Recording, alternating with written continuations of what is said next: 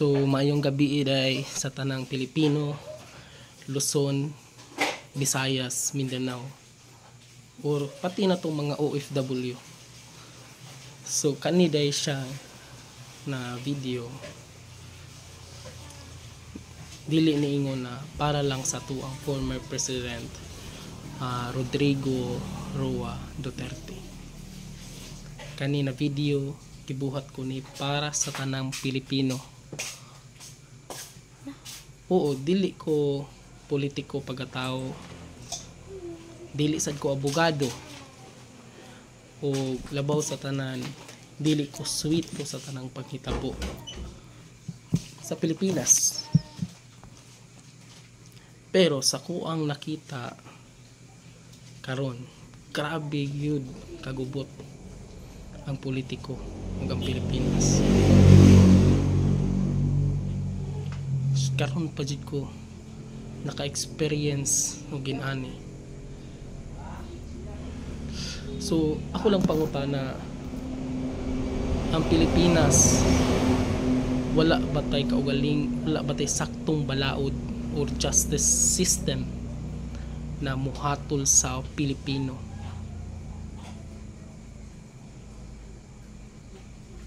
Diba? Naaman tay kaugaling Supreme Court, or kung anong matawag pa ba nato o democratic or free country ang Pilipinas sa panghitabo karon. Grabe yung kalisod, mahalon ang Pilipinas, guys. Karong panghitabo, usa ni ka sample na atake sa kaugalingon natong soberanya. Kung saan na to pag-claim na free country ta, kung musugot lang ta na ang mga puti maoy magbuot para sa tua, para sa tong kaugalingong balaod diri sa Pilipinas, o balaod or jurisdiction. Gusto lang ko na makahibalo mo na kung wala akong masipiyat, dugay na ta dili connected sa ICC since 2019 pa lang, sa nata na year karon 2025 na. So unsa man purpose sa atoang bayani sa atong bayani, pareha nilang Jose Rizal, nilang Andres Bonifacio, wala lang bay pulos tanan nilang sakripisyo kung pasagdaan nato na dili Pilipino ang mohatol sa usa ka Pilipino. Dili lang ni basta Pilipino siya, guys. Siya ang atong former president sa Pilipinas.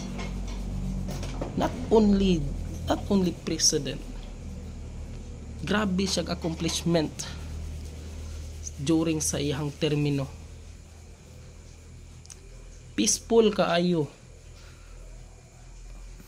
ang palibot, dili ka makuyawan bisag asa ka mulakaw, kay ang mga tao, ang mga Pilipino nakat-on na mahadlok sa balaod, nakat-on na mahadlok sa mga satuang kapulisan.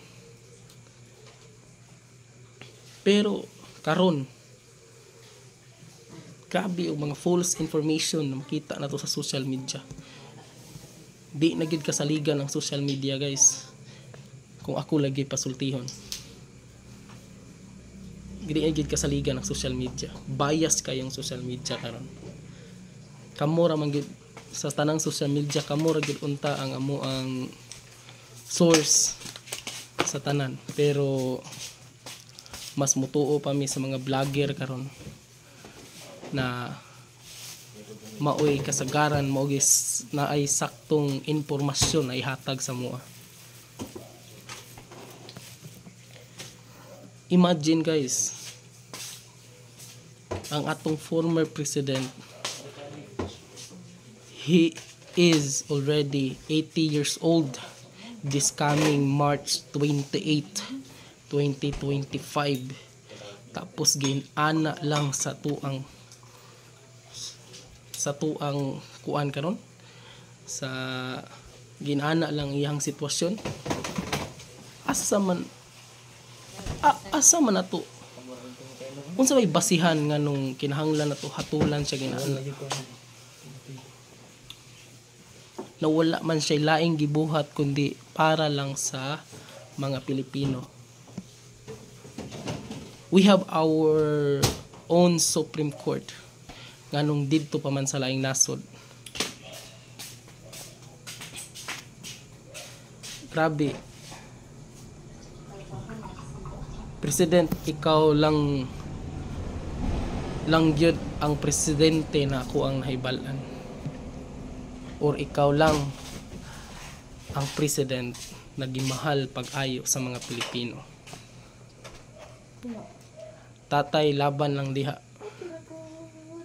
We always support you until the end of the day na mubalik ka diri sa Pilipinas. Please support our former president. Kay maora gyud na ang atong ikabalos niya. Ayaw mo kahadlok na mo istorya diri sa social media. Isip Pilipino. Pariha nato na pobre lang. Wala tay katungkulan sa gobyerno. Kanira yung social media ang atong padulngan para makatabang taniya. So please send back to the Philippines our former president. God bless you all and mabuhay tayong lahat. Pilipinas.